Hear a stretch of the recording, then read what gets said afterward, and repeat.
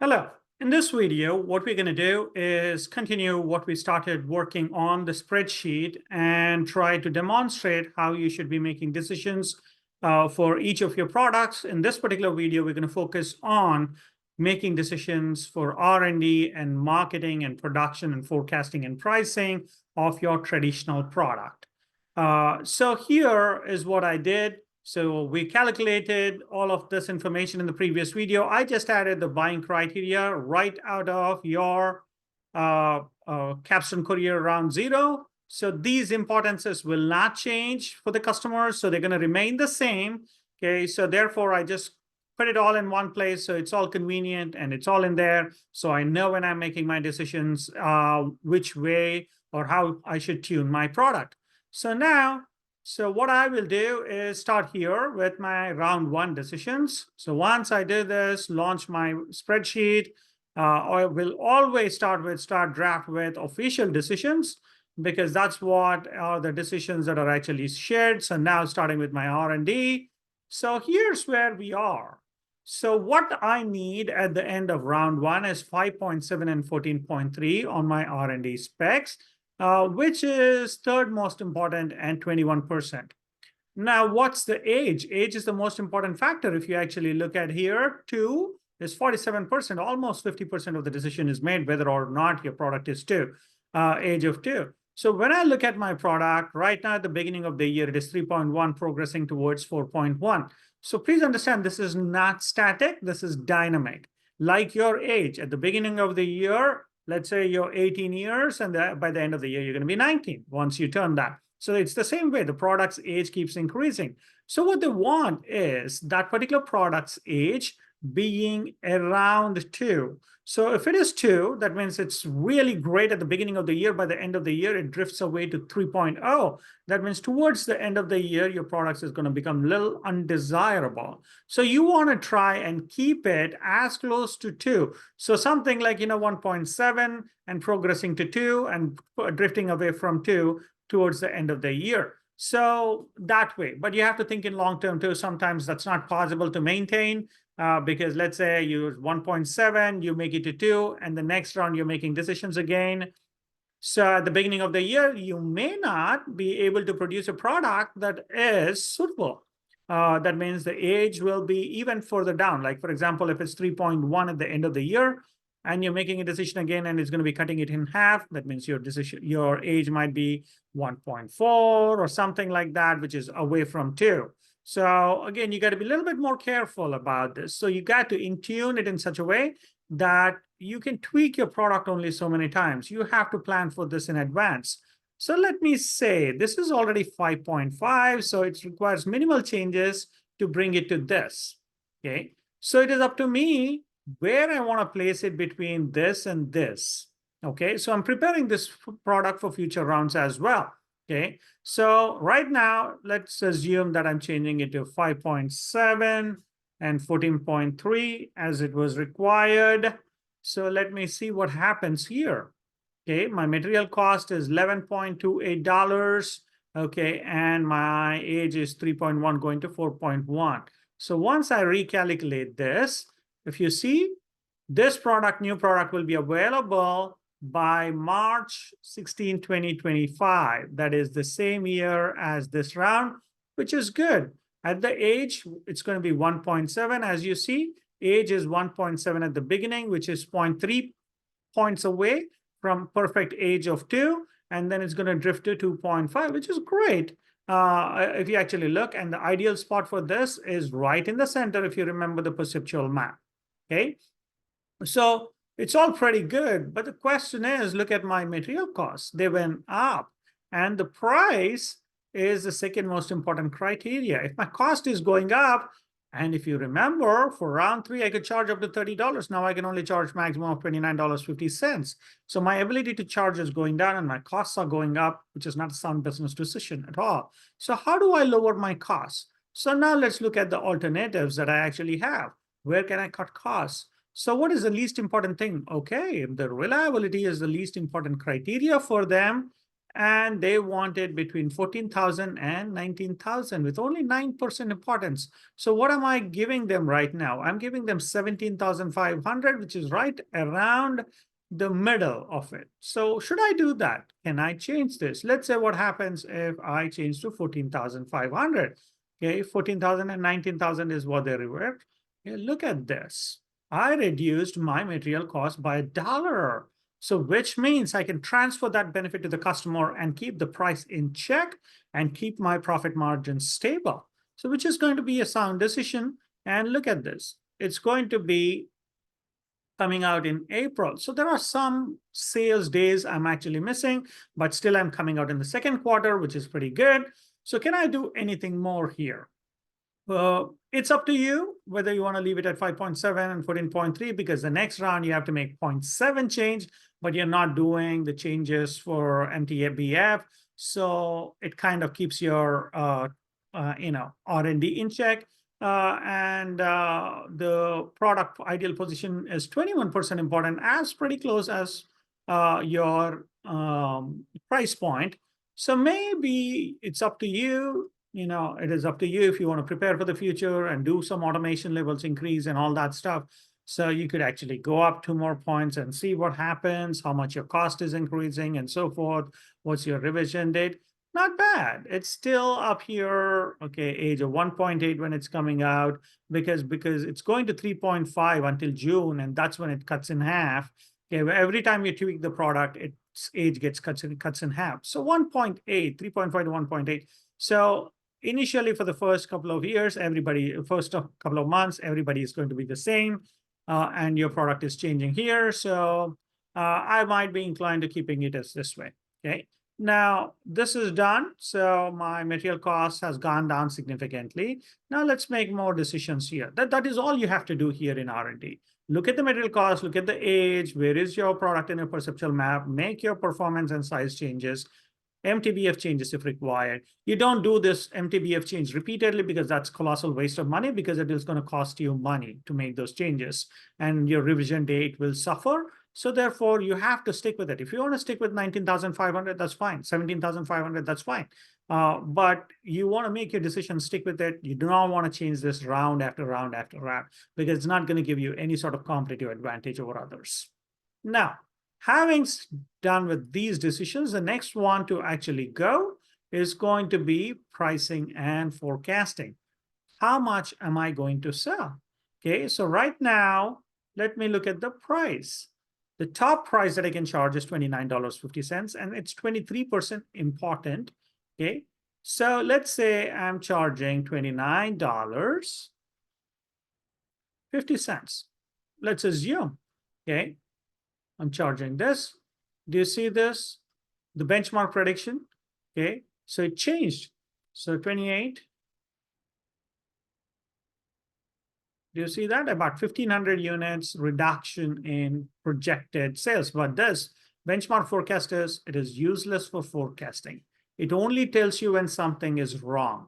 Let's say I charge. Do you see that significant decline? It basically tells you you're making something wrong, because every time you charge 50 cents outside the upper price bracket, okay, what's going to happen is your demand is going to fall 10%. You don't want that. So unless you're deliberately doing it because you have very little production capacity and so forth, you don't want to do that. Okay, so now let's say $29. Okay, they're price sensitive. So let's say, okay, so this is still pretty good. So I'm putting it at $29. Okay, don't worry, because just because the customer is asking for a lower price doesn't mean you have to give the lower price. Okay, like let's say I want to give, if it was up to me, I would say iPhone, the brand new version of Pro Max should cost me $100. But Apple ain't going to do that, because that's their pricing strategy. It is not feasible. They have to do it what their margins allow, what the market is, because I'm still going to buy even if it is $1,000. So therefore, there is no incentive for them to actually lower the price. So the pricing is about what the customer sees in value, because you're giving them pretty good product in terms of the age requirement, price is within, the requirements. You're giving in great ideal position. You're giving them pretty good reliability within what they want. So can I charge a higher price? You can charge. It's about how your competitors are going to react and so forth. So we'll see the implications more. Okay, now how much am I going to forecast? Okay, remember, we did the parity demand here. Okay, we calculated the industry demand by multiplying round zero with the increase of 9.2% per round. So that gave us 8,066. Okay, so now we are assuming that all 6 teams have similar products, similar pricing and everything. That's putting me around 1,344. So let's say I think I'm going to sell 10% more than what everybody else is selling. Okay, for now, let's assume that. So how much should I produce? So it says 14,078.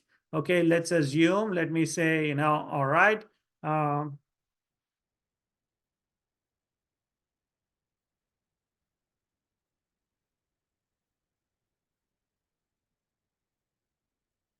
This is 20% above. This is 10% above parity demand. Okay, so this is what I'm doing.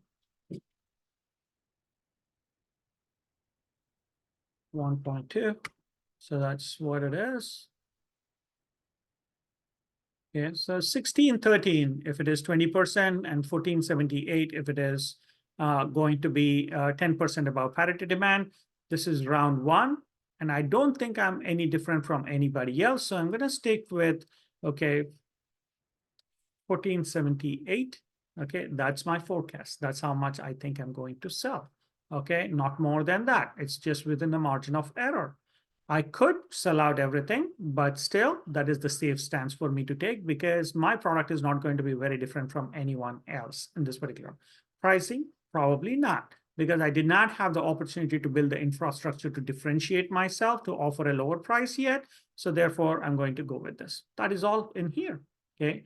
Now let's look at the other decisions that I need to make: promotions and sales. Okay.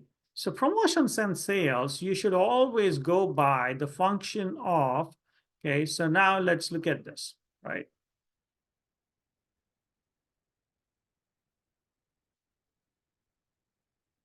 Okay, promotions. So first, how much am I going to make here, right? So I don't know, but I can actually predict how much will I make here if I sell everything that I'm actually planning to sell. So that's going to be 4,287. Okay, $42,887 is what I'm thinking. Okay, promotions and sales. Okay, budget. How should I allocate? So I would generally say about 10% of your R&D, 10% is the maximum, and probably 5% is the lowest you want to put into this. So for bigger products like these, you might want to stick to about between 5 and 10%. 10% is a lot. That's 4,200. So because this is a huge product market and the pricing is not so feasible in terms of the product, you're charging pretty low prices here. So therefore, what's going to happen is, let me assume that multiplied by 1. Okay, this is the upper limit.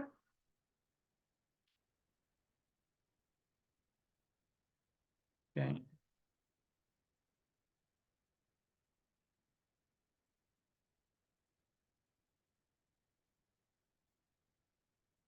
Okay, this is the minimum is what I'm trying to see, how much I can, how much I should spend, because this should be proportionate to your sales. So 2,144. Okay, so promotions and sales. Okay. Okay, so this is going to be, let's assume that you spend this half on this.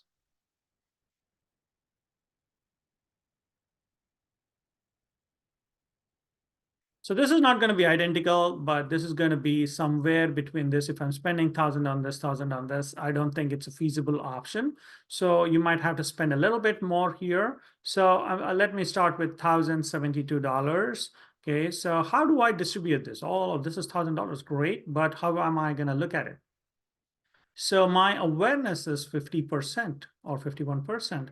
So what happens is wherever you're starting, your awareness gets slashed by a third every round. Let's say I have started with 60%. I will end up with only 40% if I spend for, $0. If you look at here, okay, so 36.85. Okay, how much awareness did I have? This is accessibility. So if you actually look at awareness, I started with 55, okay, for this traditional product last round. So if I spend $0, 36.85 is what I actually have. So now how do I distribute that? A little over $1,000 to $2,000 is what I have. Okay, so I have to look at this. Okay, when I look at this for traditional, this is good. Low end, this is good. So for first now, I'm only focusing. And then 700 is the maximum that I can actually spend. Let's say I'm spending 700 on this. Now let's look at this. 800 is the maximum and traditional, this is good. So let's assume I'm spending $800 on this. Web media, this is poor and 500 is the maximum. So for now, I don't want to spend so much money. So for now, I'll say, all right, I'll waive off, my sales are not so much, so I'll have to stick to a budget. So therefore, I'm not investing in core mechanisms. So 600, he's here, but it's poor, so I'm not going to spend anything on that. Trade shows, it is fair. That means it has a decent effort. Okay, this is 300. Let's assume I put 150, okay, because it's fair, right? Not great, not good, not poor, but fair. Okay, so now let's look at the budget. It's 1,650, okay? So that increased my awareness to 62.39, where I initially spent $1,000 and that was 59 point something, okay? So therefore, I wanna be very careful as to how I'm allocating my resources, okay? So I wanna check my spreadsheet and say, all right, so the 10% is 4,000, so here's this, so I'm approximately spending about 8%, okay? I'm spending about, 4% on this, okay? So I think I'm safe there, not spreading too thin.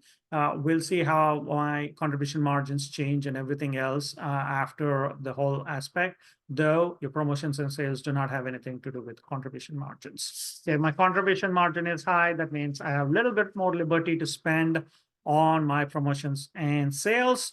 If my contribution margins are pretty low, that means I have to be very careful with my promotions and sales. Okay. Now this is sales. Sales is different. This is about awareness. People knowing whether or not your product is available.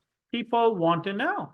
Here, sales is this is about accessibility. You can actually see that here. Accessibility is whether people get the product on the shelf and are they able to identify and grab that product? So you have outside sales, inside sales, and distributors. So when you actually see outside sales is 12 people is maximum, it's $125,000 per person. Okay, inside sales is 50,000 and 30 people maximum, and distribution is 100,000 and 15 people each. So not all of them have the same impact. Okay, so let's start with 0 here. Okay, and once you actually start with 0, just let's recalculate here and then see where we end up. As you see, it's starting with 54.63, and now we actually have 36.381. That's where we are starting. So that means it's slashed by a third. So you're starting with 2/3. So now see, let's see.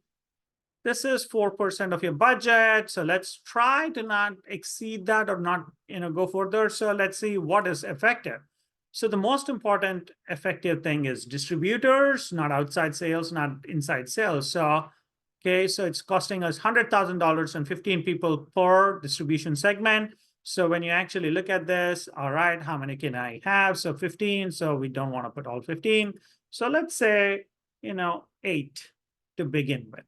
Okay, so because this is $100,000, because that's going to cost me $8,000, like 50% of it is already spent on this, right?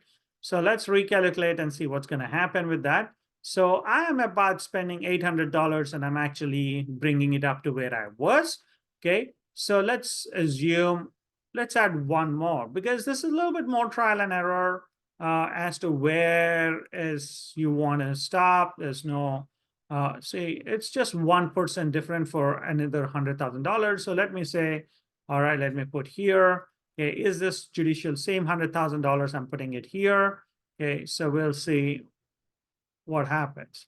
So as you see, it was a little bit higher than where we were. So let's assume, make it, sorry, 8 here too. Okay, so because that has a medium impact. Okay, so now I'm at 61 point something. Okay, so that's pretty decent. Okay, so I'm still under budget right now, so I still have some leeway.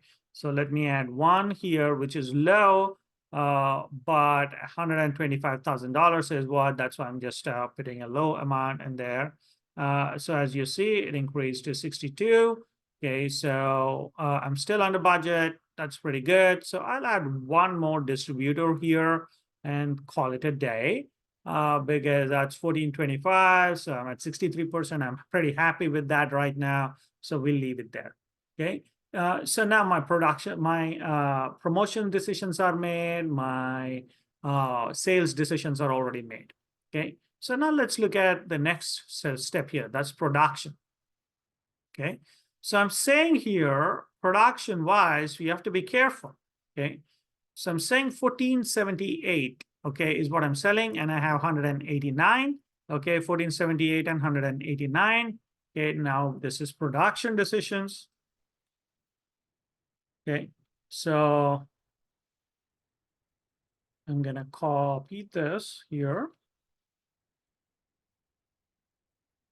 Right, for round one, I'm saying I'm gonna produce this much. Okay, or I'm gonna sell so much.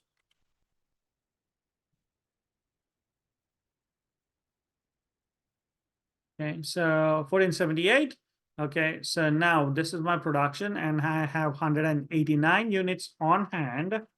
Okay, existing inventory. Okay, so this is forecast, not production. Okay.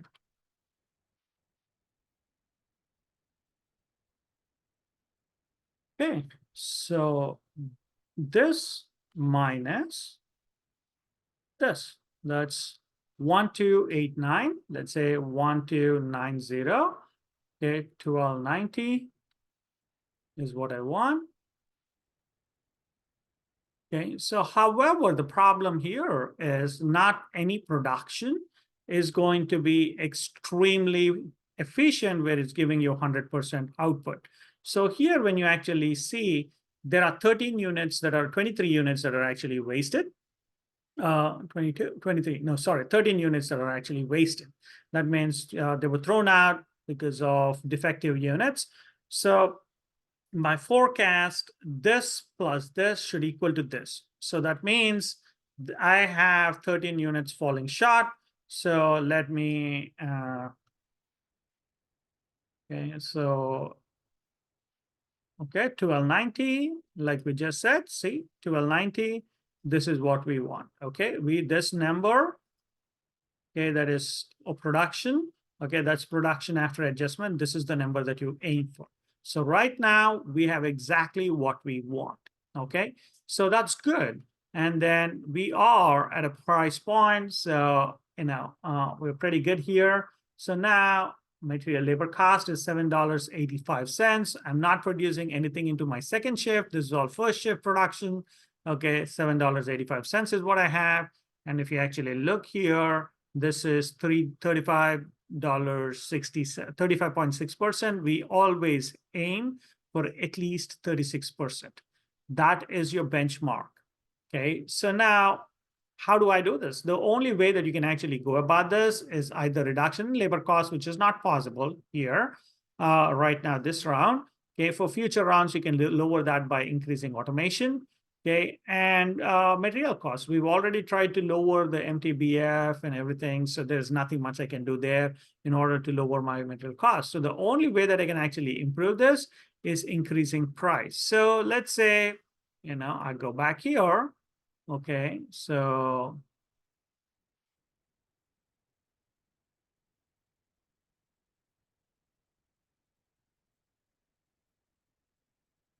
now I have 36.2%, which is 36% is good. That's the benchmark that you're trying to hit, because that means you have efficient production and everything else. The aim next round, if you remember, your 50 cents reduction that you have to do is going to come in next round. You won't be able to charge the same price. You have to lower it by another 25 cents at least. So that means you have to aim to lower your labor costs. How do we do that? Okay, how do I lower my labor cost? The way you can actually lower your labor cost is through automation. So let's assume, because this is somewhat R&D is there, I have to do from year on year. So that's why I cannot go to 10.0. Automation ranges between 0.1, 0 and 10. So here, what we're trying to do is increase it to 6, but this costs money. So you got to be careful. Okay, and I cannot change this. You cannot go back on this. You shouldn't go back on this, because all this money is going waste. In addition, you have to spend more money to actually regress your automation. So you got to be careful. So I have $32 million that I could spend maximum this round. So I'm actually spending about this much to lower my labor cost next round, because the automation comes into play next round. So here's my 1,800 units. Here I can buy and sell capacity. I'm neither increasing my capacity or lowering capacity, though I'm not using my full capacity. It is up to you. Let's say if I want to sell because I'm not using full production capacity, I can actually go and sell some of this. Okay, that means you made some money by selling that from 17,000 it went to 12,000. So basically, you are cutting your cost structure by a little bit.